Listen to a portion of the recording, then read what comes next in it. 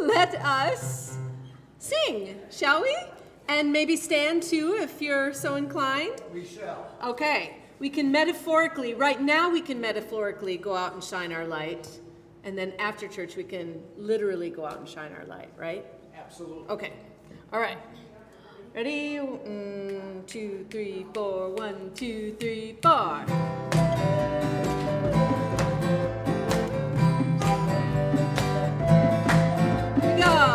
Go out and shine your light. You know the time is right. You gotta go out and shine your light. Go out and shine. Go out and shine. Do it again.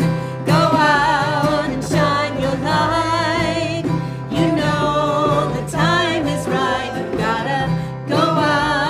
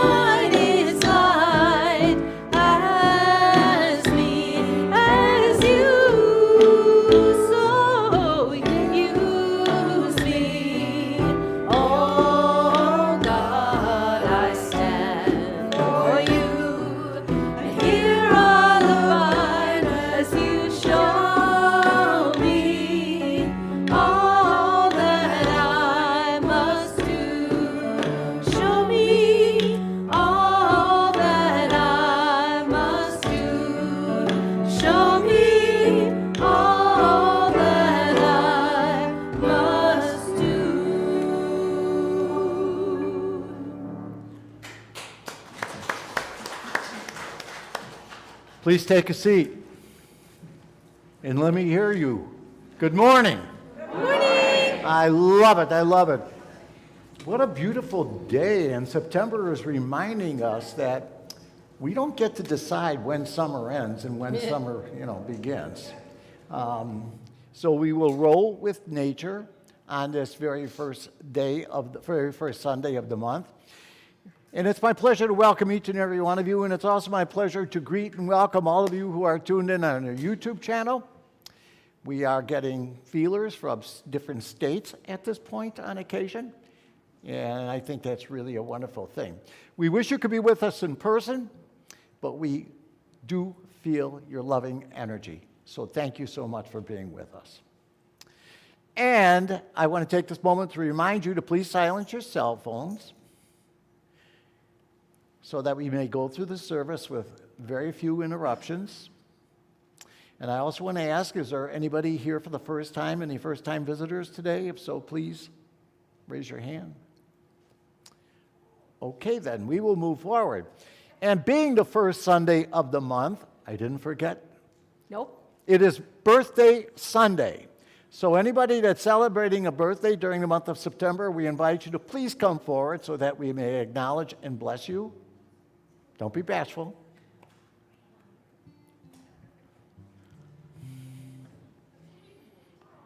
Yay.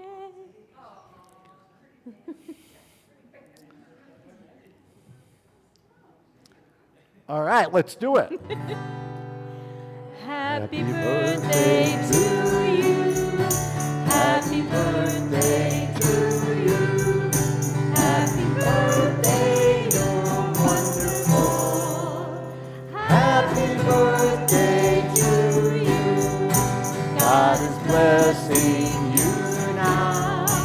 God is blessing you now. God is blessing you. You're wonderful. God is blessing you.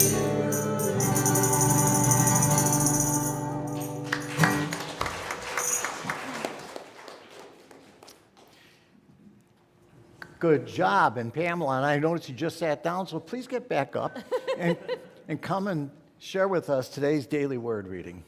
Okay, I will. That was upon my request for me to whistle. So. Not at him, but just whistle. Good morning, everyone. At me would have been okay, too. Good morning. I am wearing the attire of summer, so it's not over yet. Okay, so I have the daily word, and just a reminder that the prayer chaplains, including myself, I'm the prayer chaplain for today, will be here after the service if you'd like to pray with me. I just want to mention one thing that we were talking about last week, is that sometimes it's a little intimidating to come pray with somebody up here.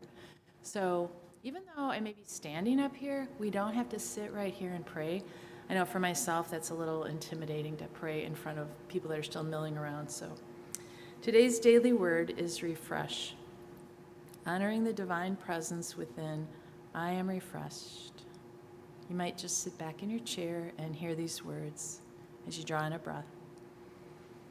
Refresh. Stretching and yawning after a good sleep, enjoying a brisk walk in the early morning, or sipping a replenishing drink after a workout or time in the sun, I feel refreshed.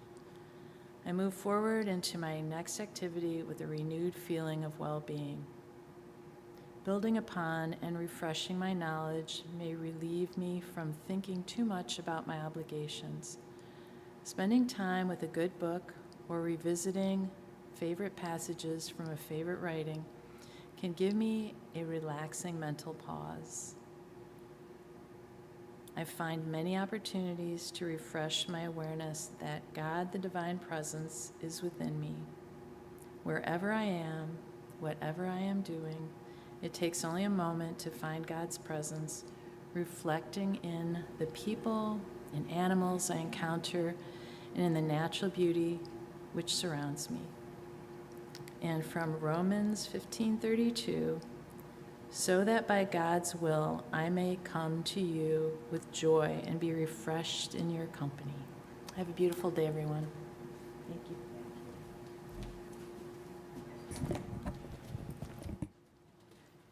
Thank you, Pamela. And now I invite everybody to please join with me in praying our Spirit's unfolding vision prayer. Guided by divine wisdom, inspired by divine imagination, centered in divine love, and knowing that God is our source, we boldly move forth in faith as we allow Spirit's expanding vision to unfold in our lives, the life of the spiritual community, and our world. Thank you, God. Amen. And now, please return to your feet if you are able, and join in singing and praying the Lord's Prayer.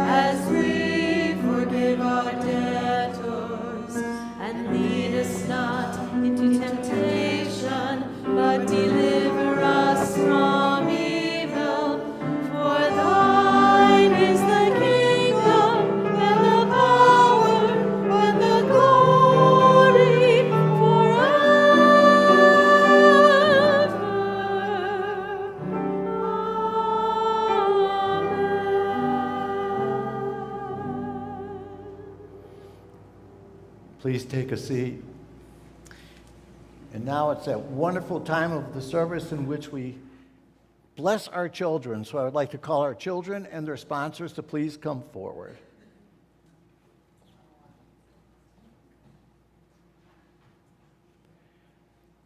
Join me now in blessing them. We love you, we bless you, we appreciate you, and we behold the Christ in you, and know that you are empowered to do great things. The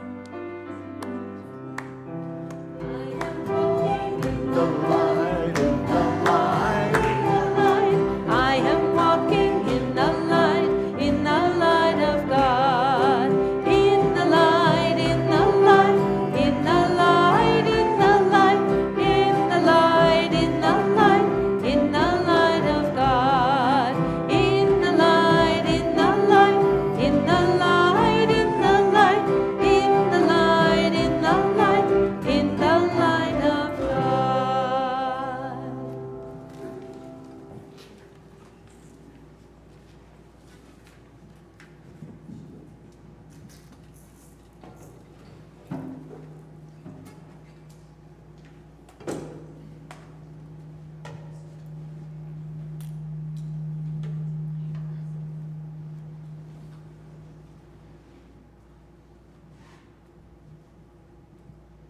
One, two, three, four.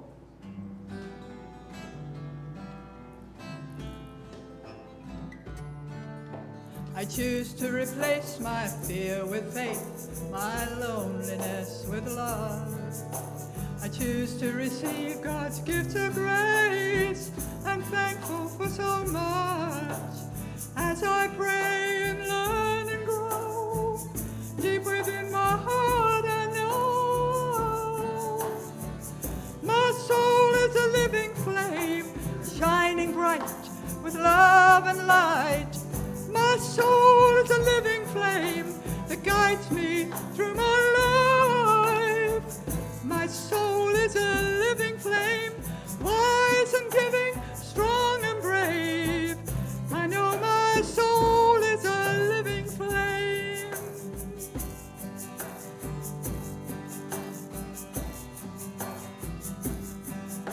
I choose to be conscious, to see God's light in the garden, in the street.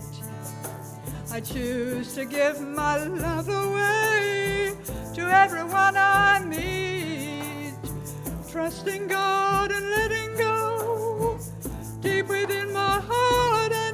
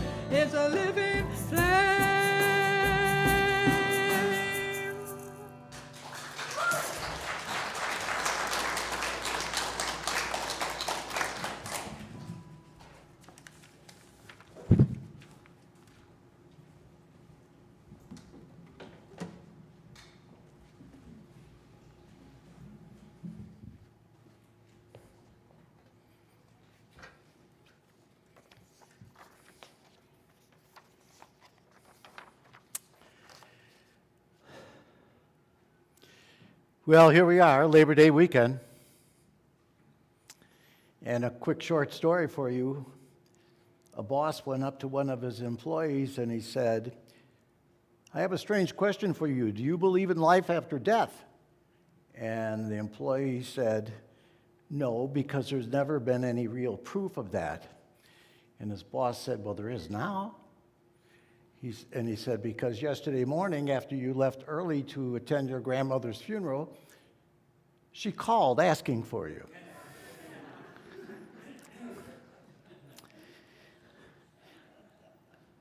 Labor Day,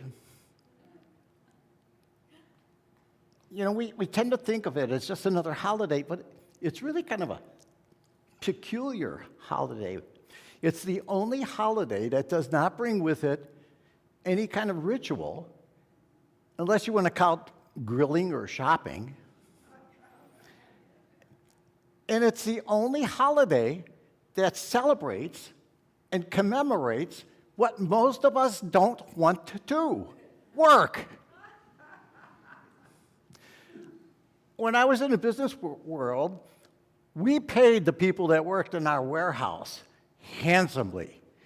And not only that, the owner of the company was quick to respond if somebody had a personal need and needed to make a loan or something like that. They were really well taken care of. And yet there was a joke that always was present in the warehouse. They would say that the best thing about this job is we can never, ever be fired because slaves can only be sold. No, it's true. And this next thing I'm sharing with you is absolutely true. After my sophomore year in high school, the first day of summer vacation, I went up to a friend that I was hanging around with, and I said, "Joey, maybe we should go out tomorrow and see if we could find a summer job." And he had a quick answer, which was no. And I said, "Why not?" And he said, "Because the problem with going out and looking for a job is that you might find one." Well, enough of the stand-up. I want to share with you a very early experience in my life. I was probably 10, maybe 11 years old, and one of the neighbors that lived on the street where I was living bought this giant truckload of topsoil. And they delivered it, and they dumped it in the alley right behind the gate to his backyard. He then recruited, I don't remember the exact number, 6, 7, maybe 8 of us kids to work, taking a shovel at a time, walking it 20 feet and putting it in the yard where he wanted. And our compensation for that was $1. $1. And even today, the present value of that $1 would be about $10 and change. I looked it up. And we did this, and it was a hot summer day. We did it without any water. We did not take a lunch break or a break of any kind, and it started mid-morning, and it went well into the evening before the job was done. And I remember being at home after all of that. I was totally exhausted. I was feeling aches and pains because I had never done anything like that before. I was soaking wet with my own sweat from my head down into my shoes. And above it all, what I really, really recall is this tremendous sense of satisfaction that I felt deep down inside. And it wasn't the dollar that was now soaking wet and crumbled in my pocket. It was just this feeling. You know, for the first time in my life, it was out of the ordinary that I was called for a purpose for which I found some real fulfillment. And our topic today is a work in progress. And I really felt that there was a coming of age, that there was a bit of progress within me. You know, my opening jokes and my poor attempt at being a stand-up comic notwithstanding, the fact of the matter is that Labor Day can truly be a great holiday. And if you're doing something other than slave labor, it's a chance to be fulfilled in a very unique way. And by the way, when I mention slave labor, I'm not talking about slavery in the classical sense in which it had become institutionalized. When I'm talking about slavery, what I mean by that is if you're working a job and not enjoying it, if you're working a job and you're suffering through it, if you're getting up in the morning and when you first put your feet down on the floor, you're filled with a sense of dread of, oh my God, I got to do this yet again. You are working as a slave. And it doesn't make any difference. You could be getting up at 3 o'clock in the morning to make the donuts. You could be collecting garbage. You could be an attorney. You could be a minister.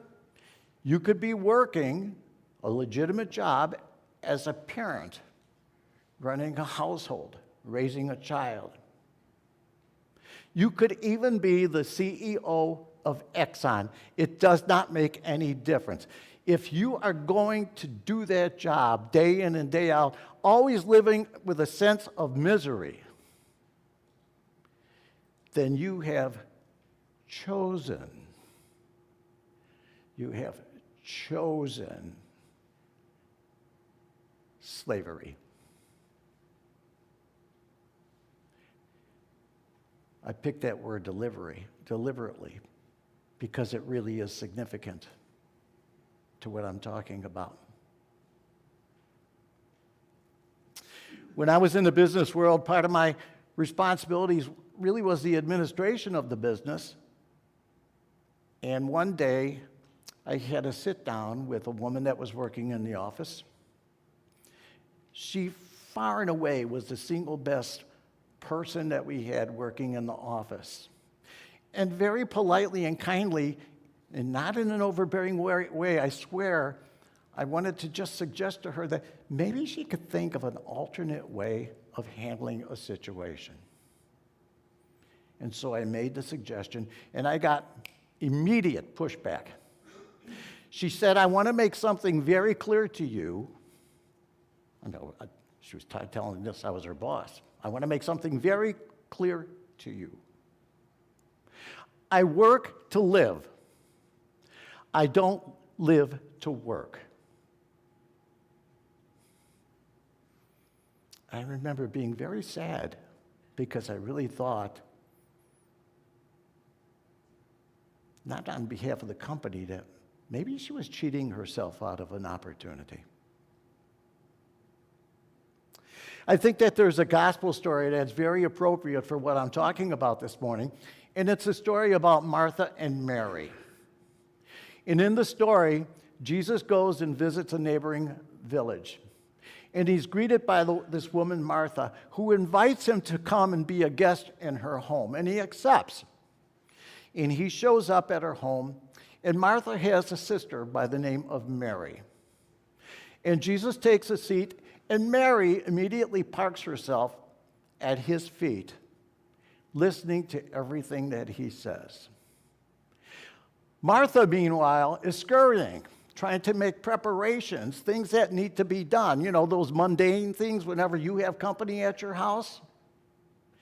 And she sees this, and she's very distracted. And distracted is a really important word because we all get distracted at times from what is really important and what is really significant. But she gets distracted, and she goes in, and she talks to Jesus, and she said, Lord, am I expected to do all of the work? Ask Mary to get off of her butt and give me some help. That's the New Revised vernacular rendition of the scriptures. And Jesus responds to her by saying, Martha, you have so much going on. You have so many things that you are preoccupied with. You have so many things that you are worried about, when the truth is, only very little is needed. Indeed, only one thing is needed.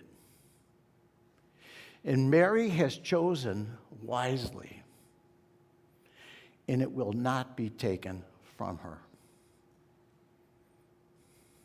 Well, that which Mary had chosen was the Christ. And Jesus was saying that the only real priority that has any significance in what you're doing and in life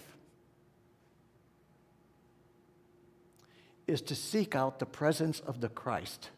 And you can't do that unless you're first able and willing to recognize it in yourself. He was not telling Martha that what she was doing was not necessary. He was not telling her that it was insignificant. He was not telling her that it didn't need to be done. He was telling her that whatever is going on at any time in your life, always, always, always, it needs to be done with a consciousness of who you are and where God fits in on the whole thing.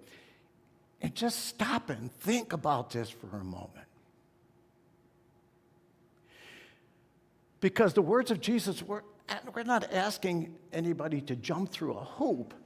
The words that he was offering were speaking about the way to be empowered in the world, the way to be empowered in what you're doing, is to seek first who and what you really are and what your connection, your ever-present connection is with God. We all go through pain. We all go through drudgery. We all go through boredom. We all go through the "oh, not yet again" syndrome.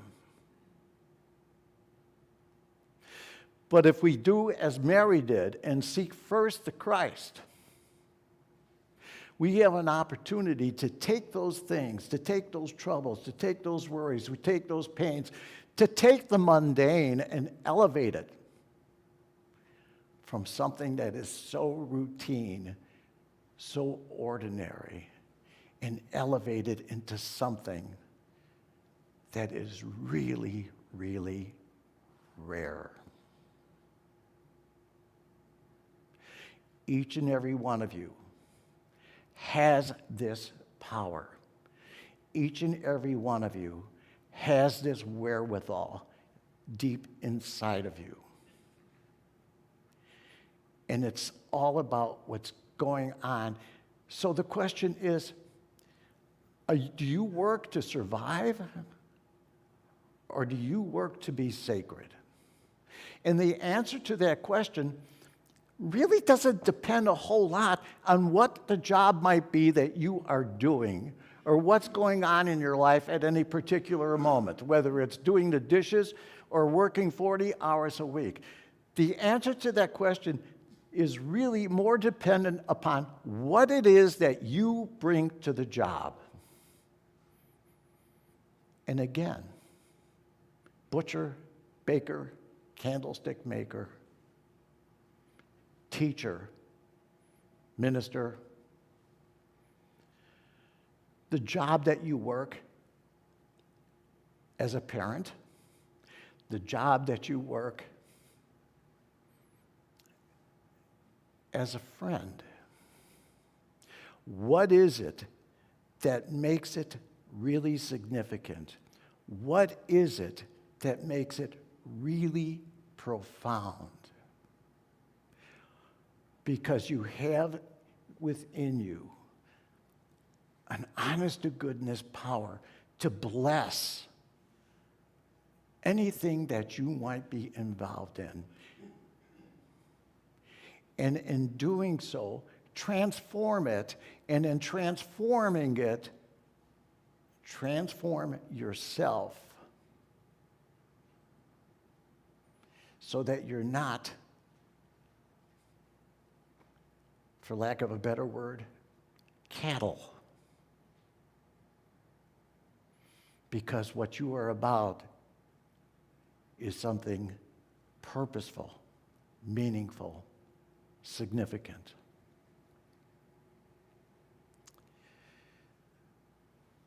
One of my wife's heroes in life, a man that she adores, and I'm not jealous, is an English tenor by the name of Alfie Boe. Maybe some of you have heard about him.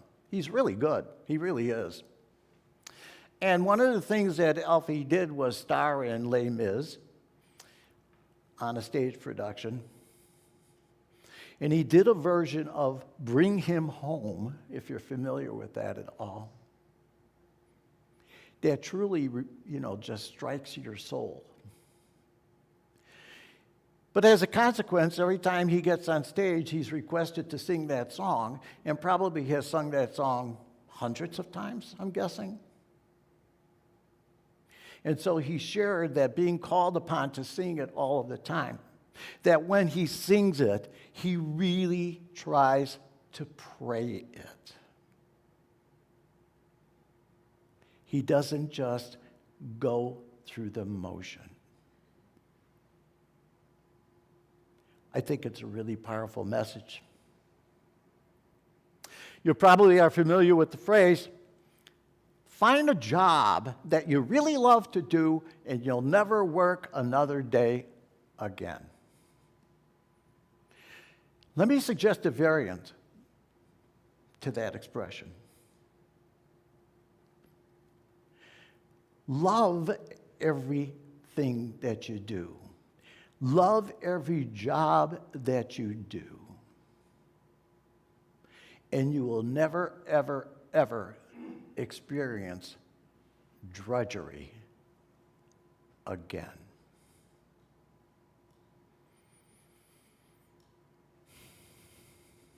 We all are called upon to find God in the world. But the way that we find God in the world is by coming from a place of true humility. And then we work at finding God in the world by being God in the world. Holy isn't something that just happens. Holy and sacred for each and every one of us separately, for us collectively as part of this church community, and for the world, is when we truly express that Christ essence from within. And this participation that I'm talking about goes by another name. It's called creation.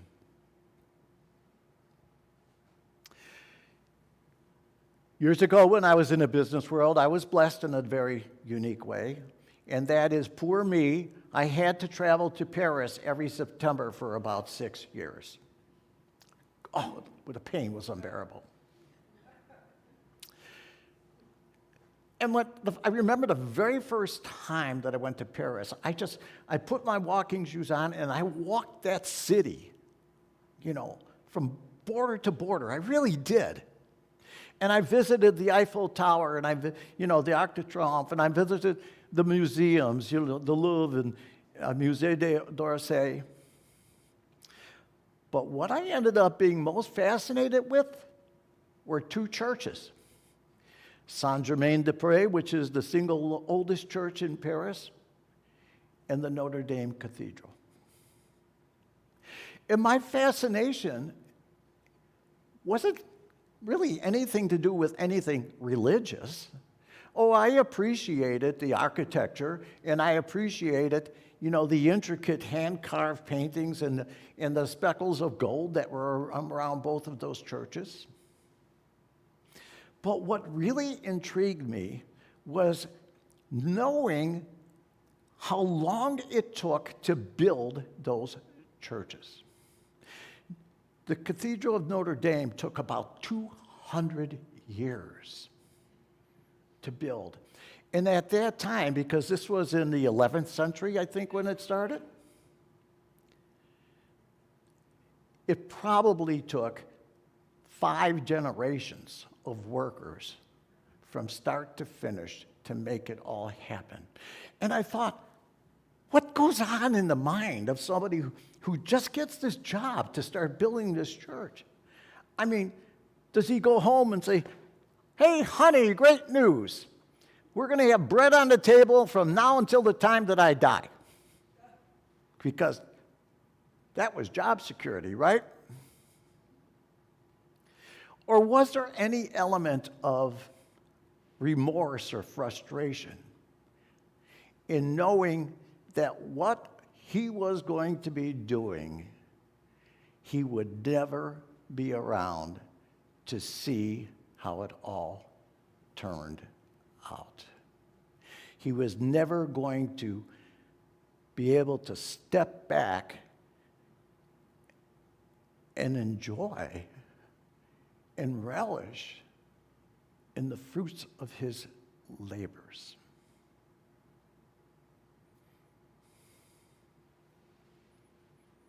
It's a profound question.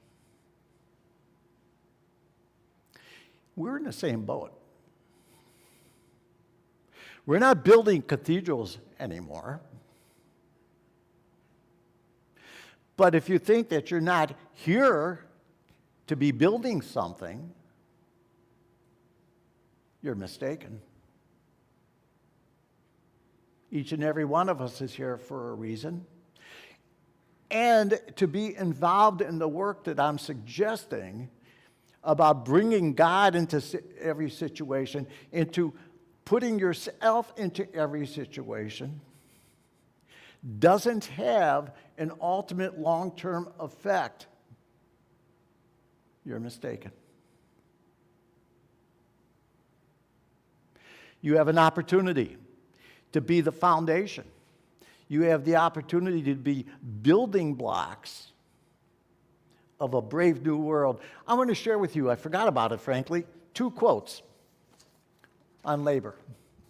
One is from one of my favorite prophets, Khalil Gibran, and this is what he has to say about work. You work that you may keep pace with the soul of the earth. For to be idle is to become a stranger unto the seasons, and to step out of life's procession that marches in majesty and proud submission toward the infinite. I just think that's such a profound expression. And in her book, Healing Letters, our co-founder, Myrtle Fillmore, tells us this. Heretofore, people have worked for money, labored for a living. Now people are going to be forced to see that work is for the purpose of expressing God-given faculties and powers and loving service in a way that is truly beneficial. Wasted effort or unwisely directed plans will be a thing of the past. Each thought in each move will be divinely inspired, and results will be satisfying and permanent. Truly, when Myrtle wrote these words, she was doing so with a brave hope and a really powerful vision.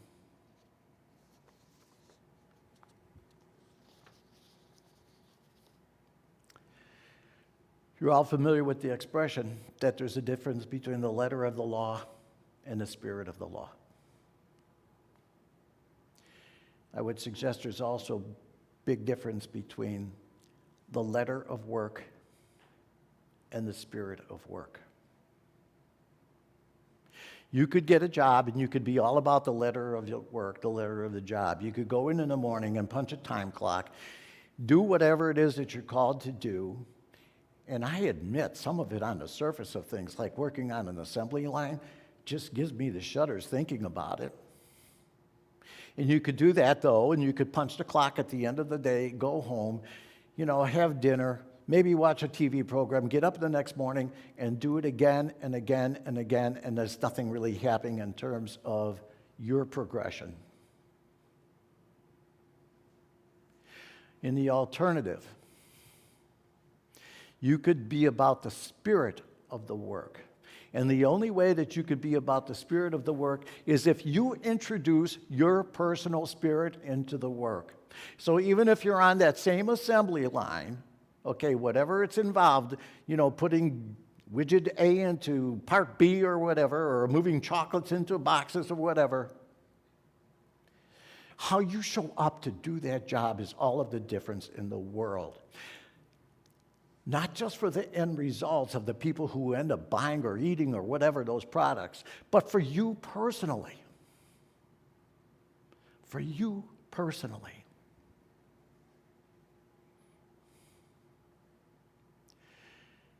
Do you believe that you're here for a reason? Do you believe that you were made incarnate for a reason? Do you believe that there is a calling for you? Do you believe that there's a purpose for you in your life?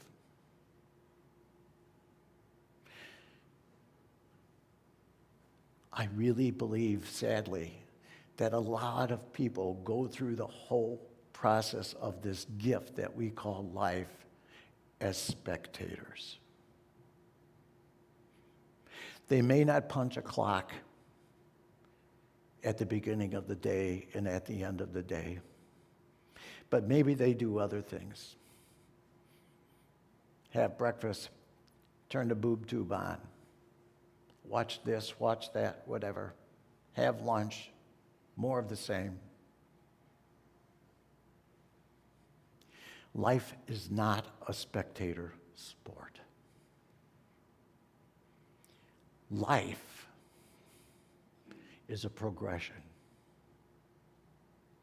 Your life is a progression. But the only way that you progress at all, the only way that you can truly be a work in progress, if you are committed to the progression.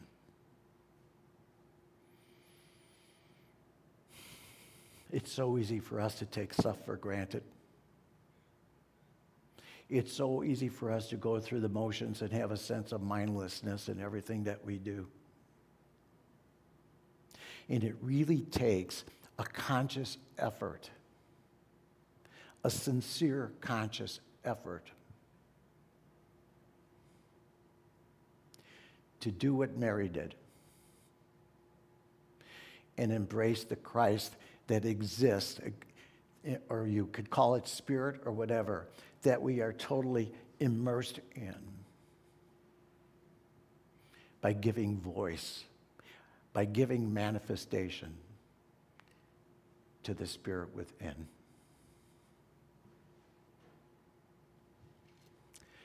An important part of the whole process is prayer. So let's do that now in prayer of meditation.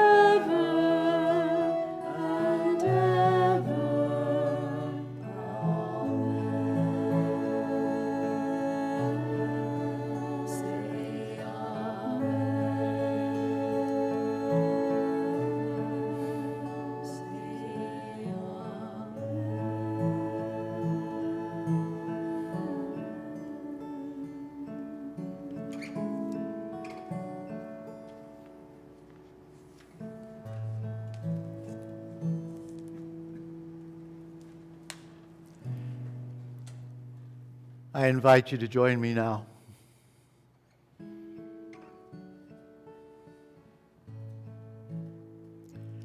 Let's make that deliberate journey into the divine.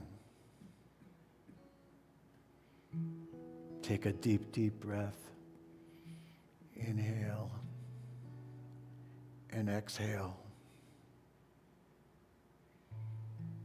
And do it again with a very conscious sense of purpose. Inhale and allow the power of life to permeate throughout your entire body, throughout your entire being. And as you exhale, you dispel all of the distractions, all of the monotony, all of the worries. Now, these next few minutes, we enter into a really special, sacred time. And we do so, not by accident. We do so willingly, with a sense of purpose.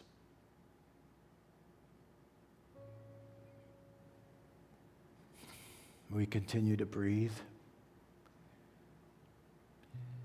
We fall into a rhythm that is really divine. We fall into a rhythm that's in communion, that's in unison with all of nature.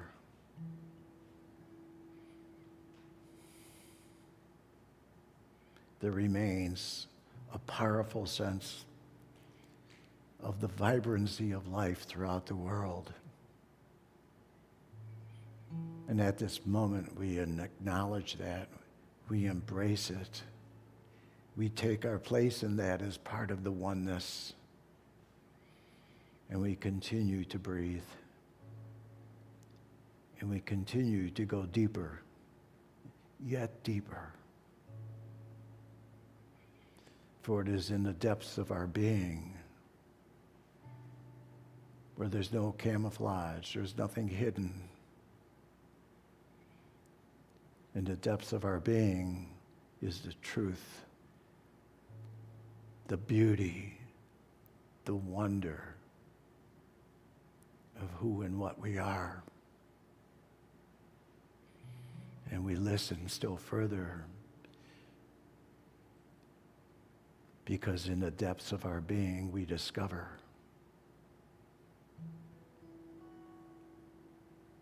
the truth, the beauty, the reality of all of those things that we're so afraid at times to hope for, those things that we are afraid to dare to proclaim. But now at this moment, we grab hold of them in a sense that goes beyond of something that we have, but crosses into that incredible realm of who and what we are. And so I invite you now, let's just spend some time there in the silence.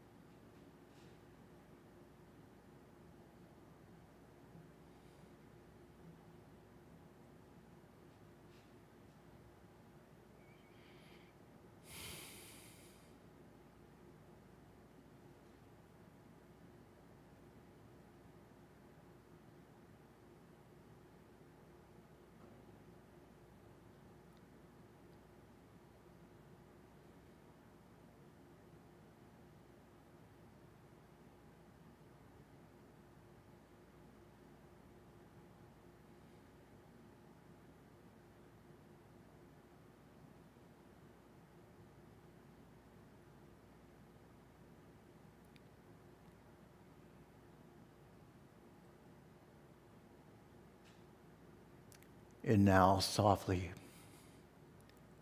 we emerge from the stillness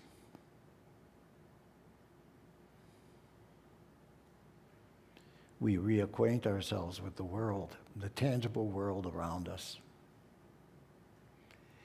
As we are comfortable, I invite you to open your eyes,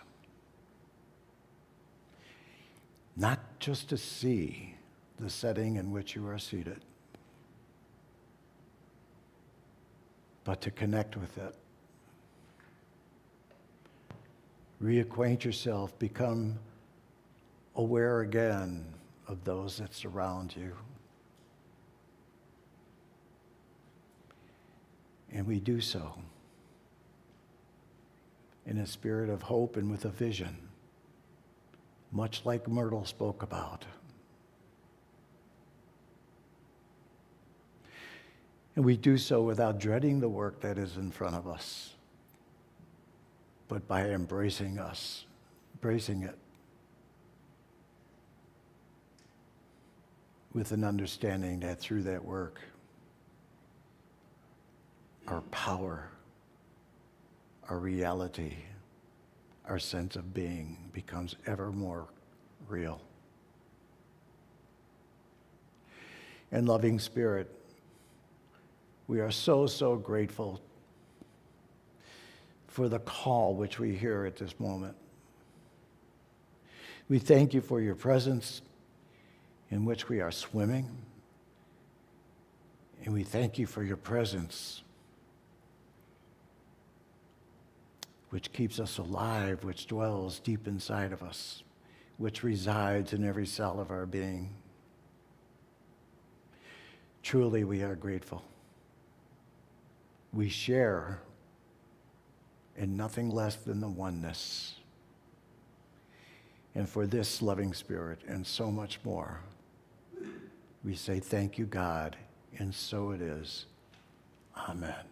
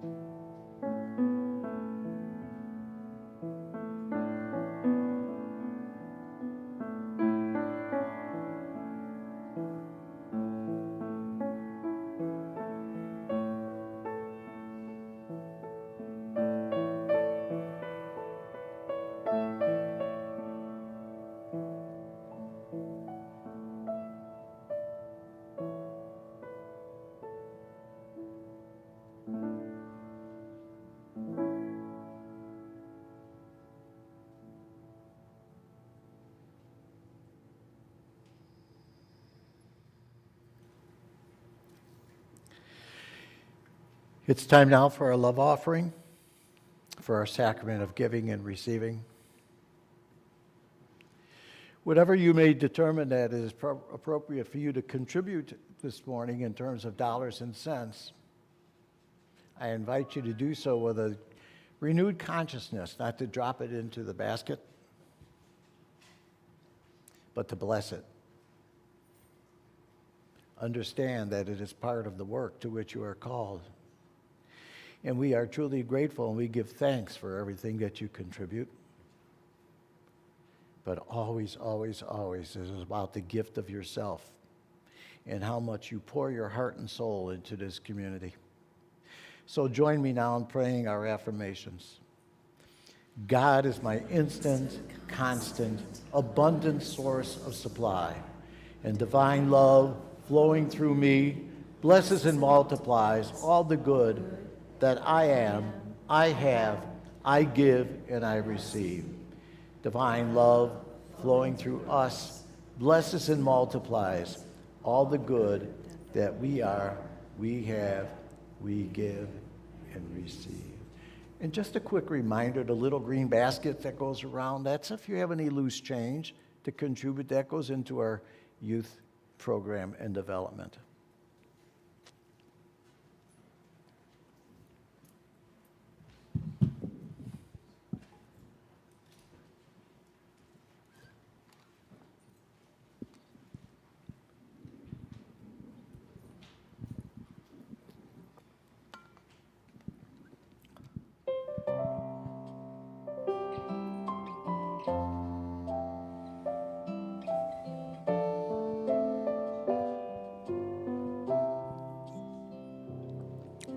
My God whispers in a gentle voice, come into the harbor of my love. You are tossing on the ocean of the world, but it's your choice to live the life of love you're dreaming of. In the quiet waters, you're protected. A gentle rain of grace falls from above. In the home of the soul, we're all connected heart to heart. So come into the harbor of my love. The breezes here are warmer in these deep and peaceful waters. Come into the harbor of my love. When life keeps getting harder, when the skies are growing darker, come into the harbor of my love. My heart answers in a joyful voice, I'll come into the harbor of your love. I've been lost in the confusion of the world. Now it's my choice to live the life of love I'm dreaming of. In the shelter of your arms, we're all accepted. Supported by your grace, we're strong and free. In the home of the soul, we're all connected heart to heart. So we'll come into the harbor of your love. The breezes here are warmer in these deep and peaceful waters. Come into the harbor of my love. When life keeps getting harder, when the skies are growing darker, come into the harbor of my love. Come into the harbor, oh come into the harbor of my love.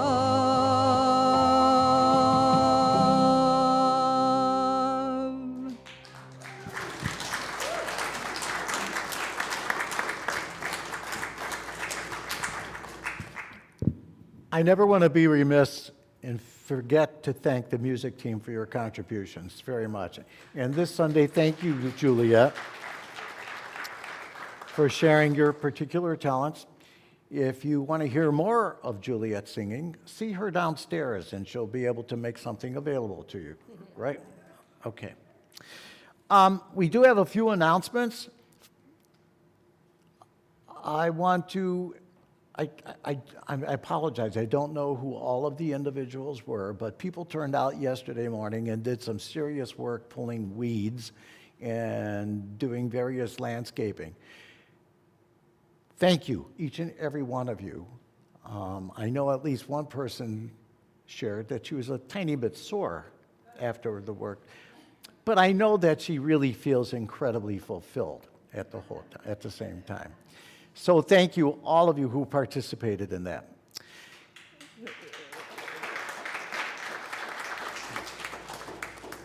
The men's group, if you're interested, pay attention. The men's group is meeting actually tomorrow night online. And if you would like to join in, please contact Kathleen in the church office for the login information. You could also see Rick about this. Unfortunately, this Friday's Healing and Wholeness service had to be canceled. However, please mark your calendars and join them on October 13th instead. Unity is hosting the 30th annual celebration of the Unity World Day of Prayer. And this year's theme is Heart of Healing. And this year's affirmation is, I open my heart to healing in this moment. And Unity invites people of all faiths to join in this sacred 24-hour vigil. Unity Worldwide Ministries will be broadcasting their opening ceremony on Wednesday, September 13th at 7 p.m. Our prayer chaplains will have their service that they have put together on Thursday morning at 10 a.m.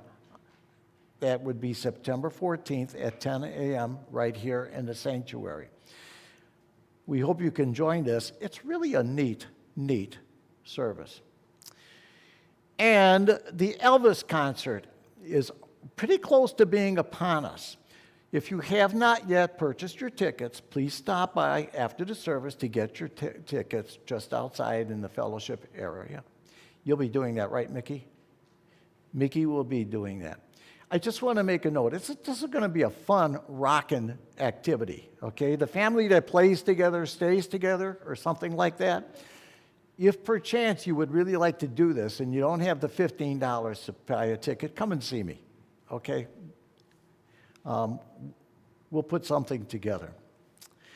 And one more, join us for meditation practices, a class that begins on Tuesday, September 19th at 6:30 for 6 weeks.